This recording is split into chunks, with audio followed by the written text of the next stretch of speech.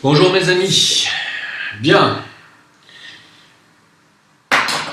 après cette tentative de médiation, de discussion, il n'y a pas moyen, donc je vais laisser tomber cette histoire, enfin, laisser tomber. Pour ceux que ça n'intéresse plus, que ça n'intéresse pas, j'abandonne.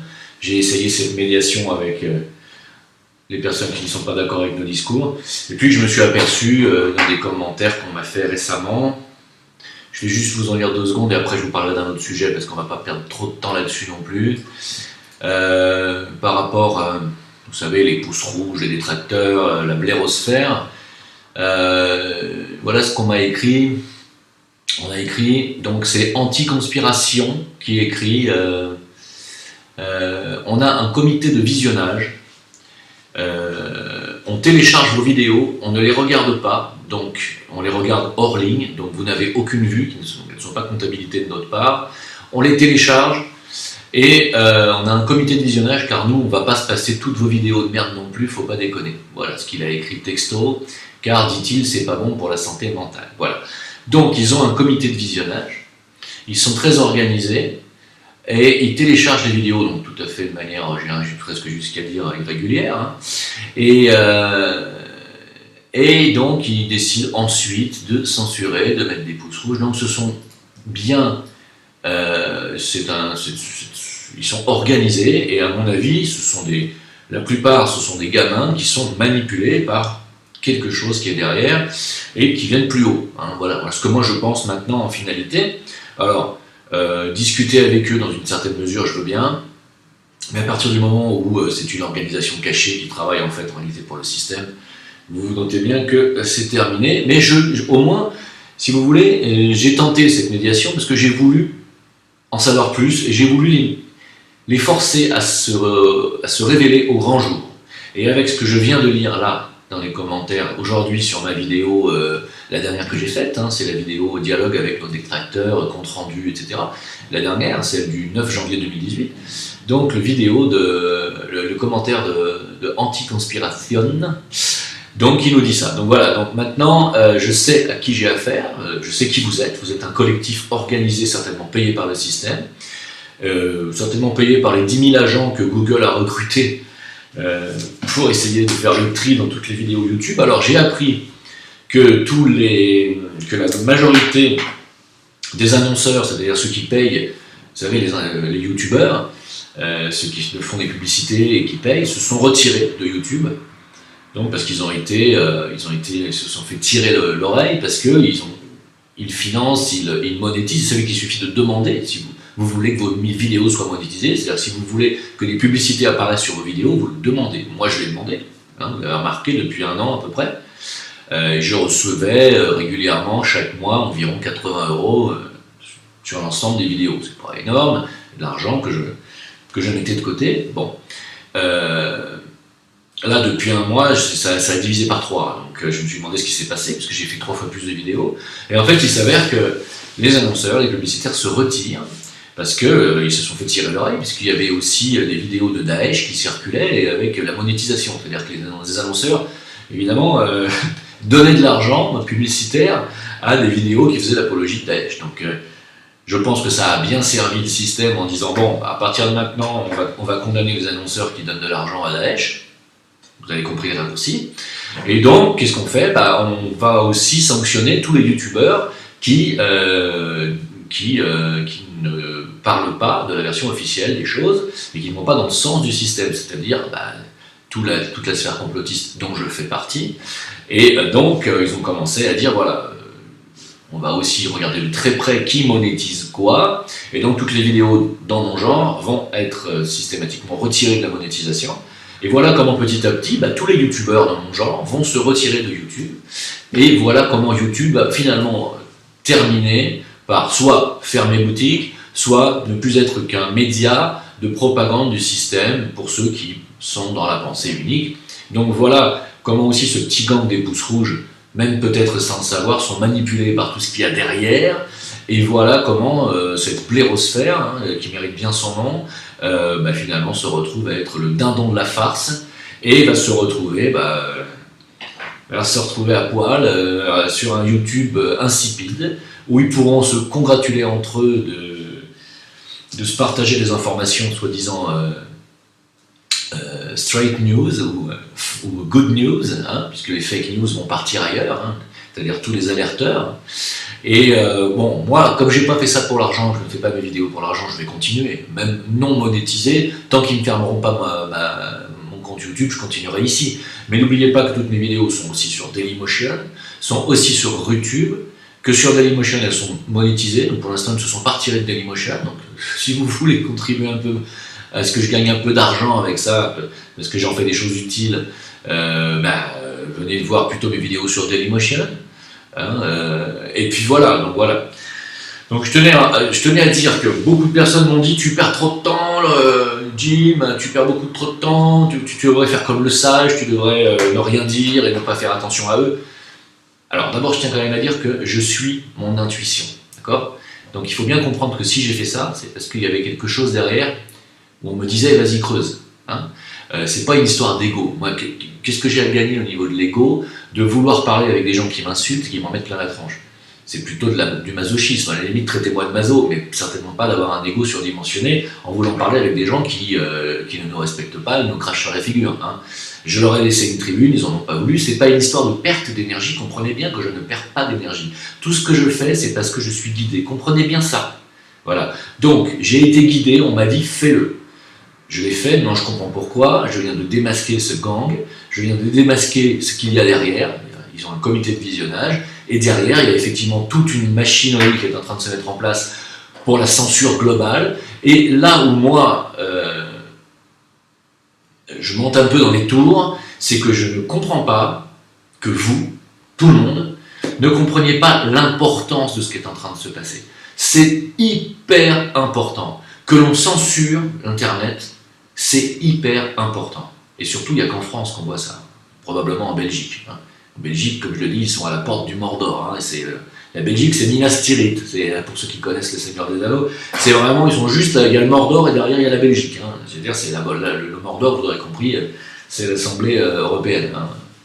Donc, Sauron, il siège au centre de l'Union européenne et des États-Unis et d'Israël aussi, faut pas oublier. Donc, tous ceux qui sont au bord du Mordor, ils trinquent. Hein, voilà.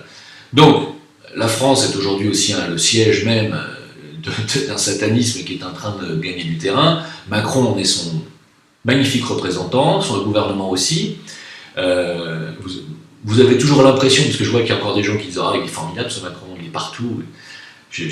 Moi, je suis atterré de voir cette bêtise ambiante, cet aveuglement ambiant, et de voir que vous ne vous rendez pas compte de l'importance de ce qui est en train de se passer. Parce que museler des alerteurs, museler des gens qui ont envie d'écouter et de s'instruire, et les empêcher d'avoir accès à une information, ça s'appelle la dictature. Hein.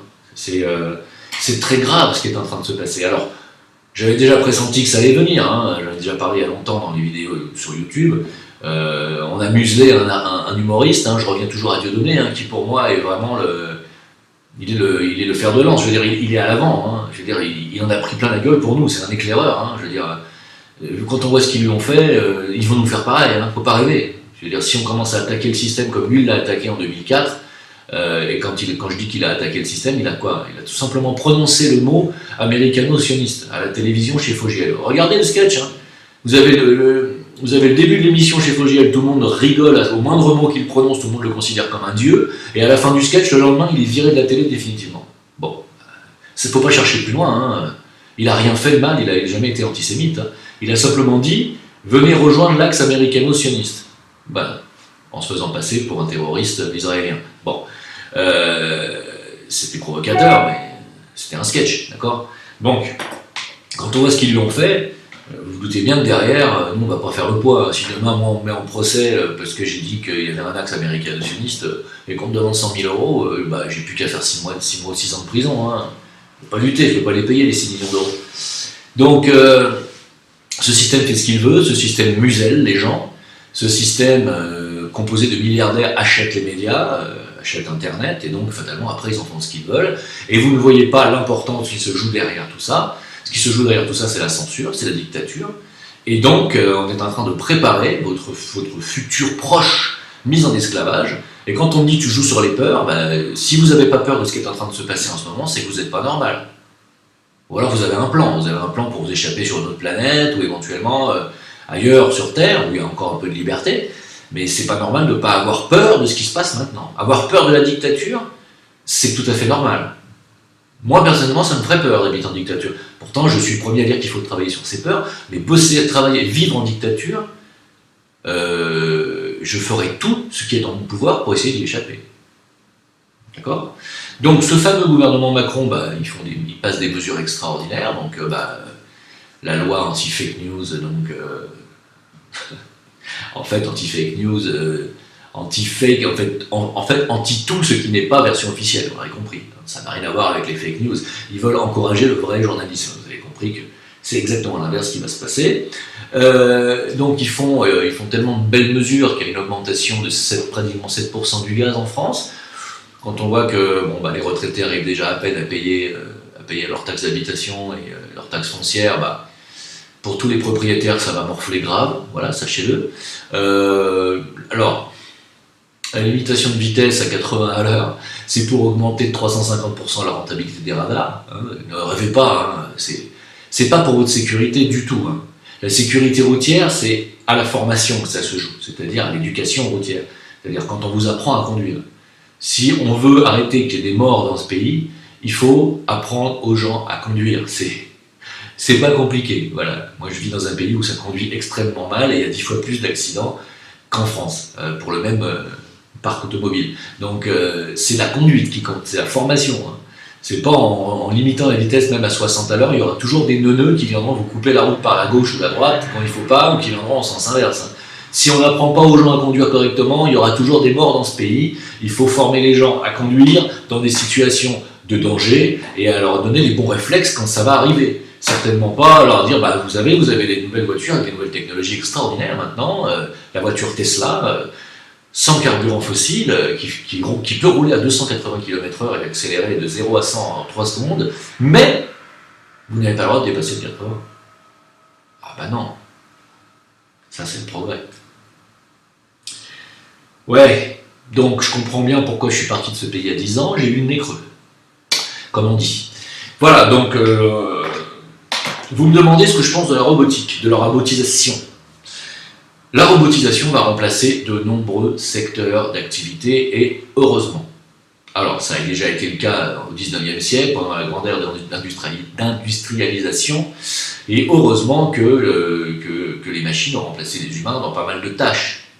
Hein, sinon on serait encore des esclaves à tourner des vis. Heureusement qu'on a évolué et que grâce justement au progrès technologique, les humains ont pu se concentrer et s'ouvrir à d'autres métiers, d'autres possibilités de métiers. Évidemment, il y a toujours une période de crise qui fait tampon entre ces transitions, puisqu'il va falloir créer de nouveaux métiers. Les robots vont nous remplacer dans beaucoup de domaines. D'abord au niveau de la comptabilité, ça c'est une évidence. Tout ce qui concerne les chiffres, le comptage. Ils vont nous remplacer certainement dans des domaines aussi où ils sont plus fiables que l'humain, c'est-à-dire très probablement la conduite.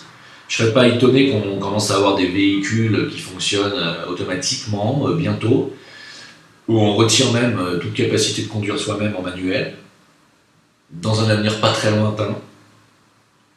Je ne serais pas du tout étonné qu'on voit des robots aussi dans les domaines médicaux. Ils vont nous remplacer dans beaucoup de domaines, c'est évident.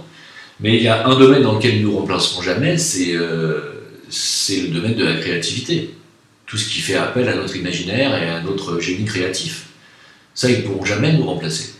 Ce qui veut dire en substance qu'il faut que l'humain évolue, et il faut qu'il évolue dans le sens de son mental supérieur, puisque c'est le mental supérieur et non pas le mental inférieur qui est l'intellect, je parle du mental supérieur.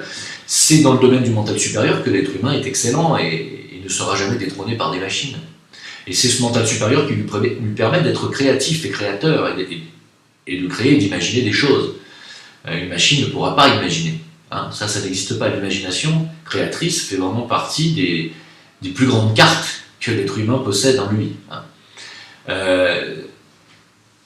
Ce qui nous fait peur, en fait, quand on voit ces robots-là, ça nous met en relation avec notre propre robot, car nous sommes, nous-mêmes, des êtres qui ne sommes pas conscients, la plupart du temps, que notre corps physique est un robot, hein, qui est programmé aussi à une certaine longévité, et une durée de vie qui est limitée. Je parle du corps physique. Hein.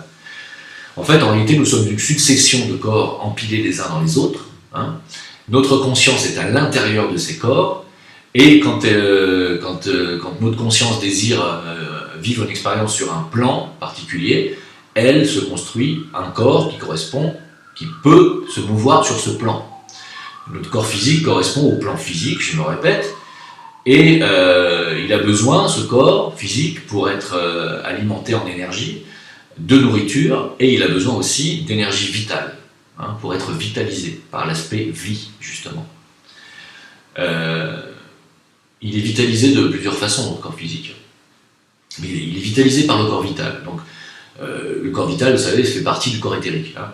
Donc, en fait, quand on me dit est-ce qu'on va dans le corps éthérique quand on sort du corps physique, non, physique, éthérique, c'est le même corps, ça va ensemble. Hein. En fait, quand on se retire du corps physique pendant notre sommeil, on va dans le corps suivant, qui est à l'intérieur, qui est le corps émotionnel, le corps astral. Quand nous mourons, nous passons aussi dans ce même corps astral, d'accord ? Notre corps physique, à ce moment-là, se désagrège, on n'a plus besoin de lui, il est au garage.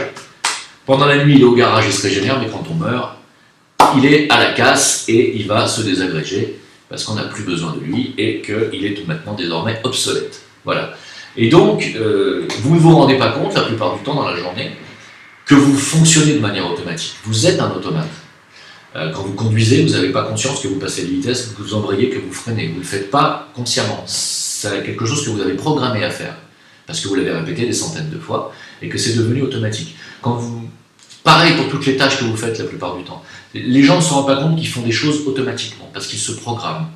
Et tous les corps inférieurs de l'ego se programment. Que ce soit le mental inférieur, c'est-à-dire l'intellect se programme.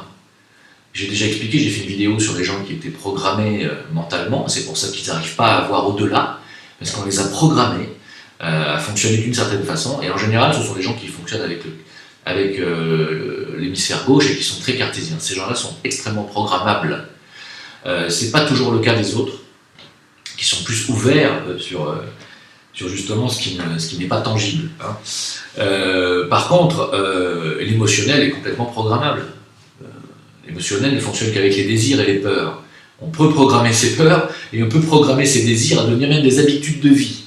Et même, c'est même la plupart du temps ce qui se passe. Et donc, comme votre ego est un automate qui se programme avec vos habitudes de vie, de pensée, de désir, de peur, eh bien, le fait de voir des robots arriver comme ça face à nous et nous remplacer, ça nous fait peur parce qu'en fait, ça nous fait prendre conscience que nous-mêmes étions des robots et que finalement, cet aspect robotique de nous-mêmes, cet aspect automate, peut être remplacé par des machines sans âme. Et ça nous fait peur. Et c'est excellent, je trouve, parce que ça va permettre à l'humanité d'évoluer et de se rendre compte qu'elle a une nature divine, créatrice, qui est au-delà de tous ces corps qui justement se façonnent de manière automatique. Nous avons cette capacité d'être des êtres créateurs, et pas seulement procréateurs, je ne parle pas seulement de la création, de la perpétration de la race par la sexualité et l'accouchement, je ne parle pas que de ça, même à ce niveau-là, les machines ne pourront jamais nous remplacer non plus. Non, je ne parle pas que de ça, je parle de l'aspect création volontaire, concentré, mental. Les architectes et les musiciens qui créent des mélodies, etc. Ça, même si les machines, maintenant, on arrive à les programmer pour faire de la composition, ça n'aura jamais le génie d'un Mozart ou d'un grand compositeur, jamais. Hein. Donc, nous allons comprendre, grâce à cette robotisation qui arrive, que nous sommes des âmes en incarnation sur les plans physiques, astral, mental inférieur, et que donc nous sommes au-delà de ça. Hein. Et donc nous allons devoir nous consacrer à des métiers dans le futur qui feront appel à notre imagination créatrice, à nos capacités télépathiques innées que nous avons en nous et que nous ignorons. Et nous allons devoir évoluer. Donc moi je vois cette arrivée de la robotisation de manière extrêmement positive, quoi qu'il en soit, même si, bien entendu, dans un premier temps, tous les métiers où on remplacera l'homme par les machines, ça va faire des dégâts, ça va faire des chômeurs, ça va faire des gens qui n'auront pas, eux, le temps de faire cette transition et d'évoluer justement vers leur nature supérieure. Hein. Il y aura cette transition de chaos qu'on va vivre, ça c'est évident. Hein. c'est évident. Mais plus tard, dans quelques décennies, on vivra une ère où la technologie sera au service de l'humain créateur, et je pense que ce sera une ère du Verseau qui sera assez probablement assez prodigieuse. Moi, c'est ce que je pense. Voilà. Voilà, j'ai répondu à votre question sur la robotisation. Je pense que j'ai été assez clair. N'oubliez pas de mettre des pouces levés sur ma vidéo parce qu'ils l'ont mauvaise en face. N'oubliez pas de vous abonner à ma chaîne, de cliquer sur la petite cloche qui est à côté d'abonnement pour pouvoir recevoir mes nouvelles notifications. Le live samedi soir, toujours 20h. Le live chat en direct sur Discord où vous pourrez parler. Et c'est sur Discord à 20h le dimanche par contre, alors que le live YouTube est samedi. N'oubliez pas de nous rejoindre sur VK, tout le monde est parti là-bas. Hein. Sora, Dieudonné, Jean-Roch, on est tous là-bas. Donc, on est encore sur Facebook, moi je suis encore ma page Jim Le Veilleur, mais sur VK, il n'y a plus de il n'y a pas de censure. Donc, je pense que voilà. Les vidéos sont lisibles sur YouTube et Dailymotion, comme j'ai dit. Tous les liens s'afficheront dans le descriptif sous la vidéo. Si vous voulez me contacter, posez vos questions, je suis à votre disposition. Comme vous le savez, je réponds à tout le monde, sans aucune exception. Jusqu'à ce que... Tant que mon emploi du temps me le permettra, ça sera comme ça. Voilà, je vous remercie pour votre soutien et à bientôt. Ne lâchez rien.